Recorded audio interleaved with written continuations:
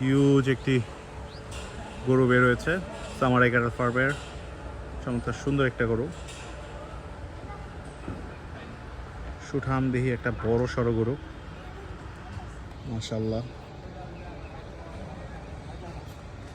এবার 3 নম্বর লাইনে মুন্ডিটার থেকে আইনা ওগুলো একটু ভালো হবে।